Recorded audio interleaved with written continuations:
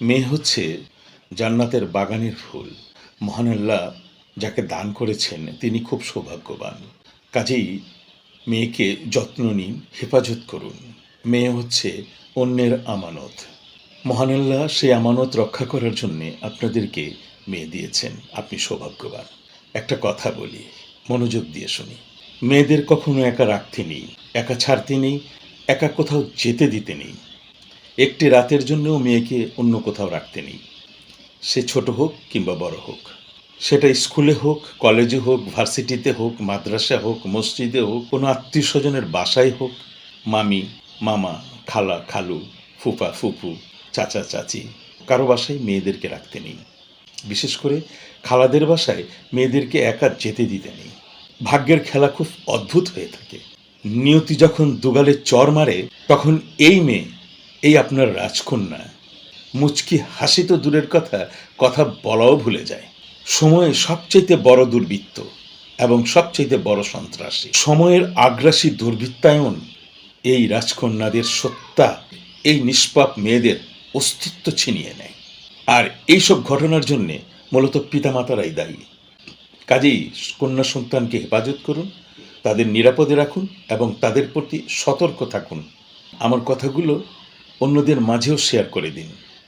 মহান আল্লাহ আর কোনো মাসের নাম পবিত্র কোরআন শরীফে নেননি। একমাত্র রমজান মাসের নাম তিনি নিয়েছেন। কেন নিয়েছেন?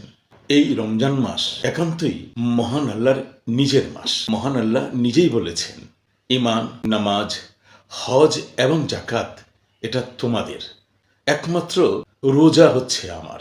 আমি নিজে রমজান মাসের রোজাদারদেরকে নিয়ামত, রহমত এবং ফজিলত দান করব। 360 দিনে 1 বছর হয়।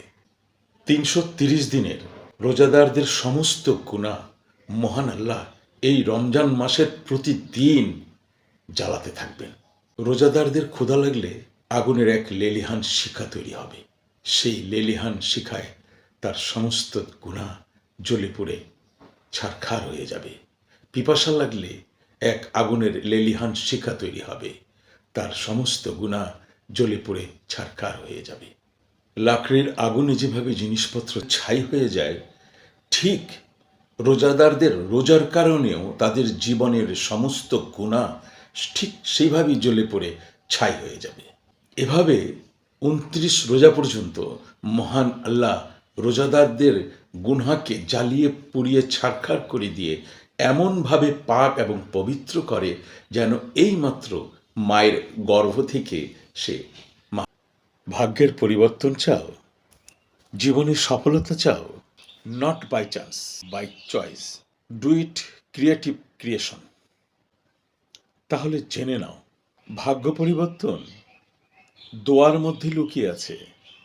তবে তোমার নিজের জন্য নিজের দোয়া নয়, অন্যের দোয়া, অন্য কোনো মানুষের দোয়া। তবে শর্ত একটাই, তুমি তার কাছে তোমার নিজের জন্য দোয়া চাইতে পারবে না। সে তোমাকে ইচ্ছে করে নিজের মন থেকে দোয়া করবে। সেই দোয়ার বরকতে তোমার ভাগ্যের পরিবর্তন ঘটবে, তোমার জীবনে সফলতা আসবে। তাই এমন একজন মানুষের খোঁজ করো, যে মানুষকে তুমি কষ্ট দিয়েছ, যে মানুষকে তুমি অপমান করেছ, যে মানুষকে তুমি তিরস্কার করেছ। তার কাছে গিয়ে মিনতিপূর্ণ ক্ষমা চাও এবং তার জন্যে এমন কাজ করো, এমন কিছু কাজ করো, সে যেন তোমাকে ক্ষমা করে দেয় এবং বিগত দিনের সমস্ত কিছু ভুলে সেজন্য তোমার জন্যে মন থেকে মনোপ্রাণ দিয়ে দোয়া করে। তবেই তুমি সফল, তবেই তুমি সার্থক হবে। তোমার ভাগ্যের পরিবর্তন ঘটবে। তা না হলে তোমার জীবনের 16 আনাই বৃথা।